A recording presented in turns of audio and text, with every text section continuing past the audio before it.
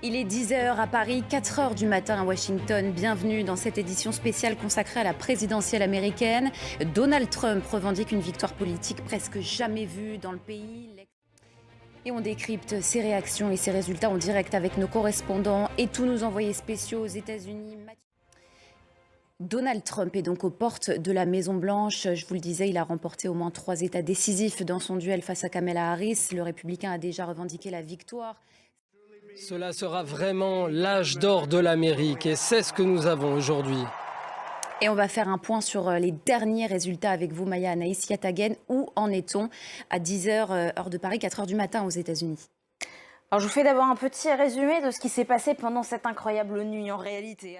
Et on devrait recevoir les résultats du Nevada d'une minute à l'autre. On va tout de suite prendre la direction de Washington, retrouver notre correspondant Mathieu Mabin. Bonjour à vous.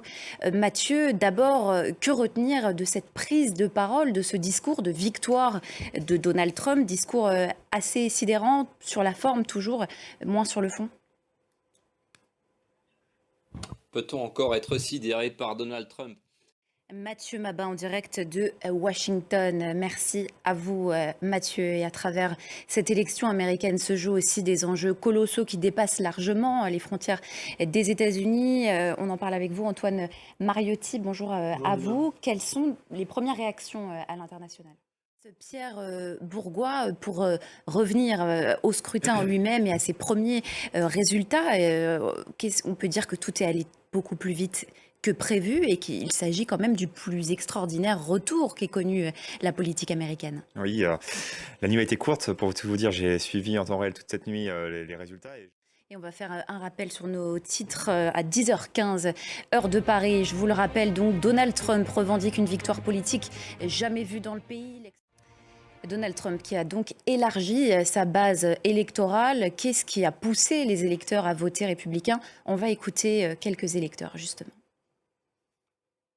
Alors, comment analyser ce choix américain? Pierre Bourgois, comment vous analysez ce vote? C'est un vote d'adhésion, véritablement, avec en toile de fond l'économie comme facteur clé du scrutin? Exactement, et je pense qu'on va avoir l'occasion d'en parler, notamment lorsqu'on va parler de la campagne de Kamala Harris.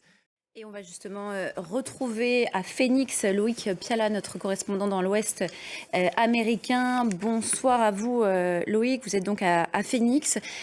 Que diriez-vous de l'opinion, de l'ambiance ce soir? C'est la sidération qui domine face à une élection qu'on prédisait ultra serrée, ce n'est pas le cas?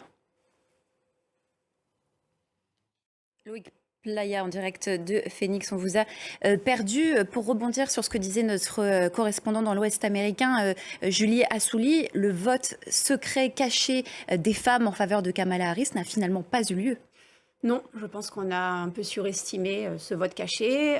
Je pense également que tous les États n'ont pas les mêmes lois sur l'avortement et ne sont pas impactés de la même manière par l'avortement. Pierre Bourgois, l'autre grande leçon de ce scrutin, c'est que les sondeurs ont totalement sous-estimé Donald Trump pour la 3e fois. En effet, ça nous fait penser, je trouve qu'il y a beaucoup de similitudes avec 2016, ça a été évoqué.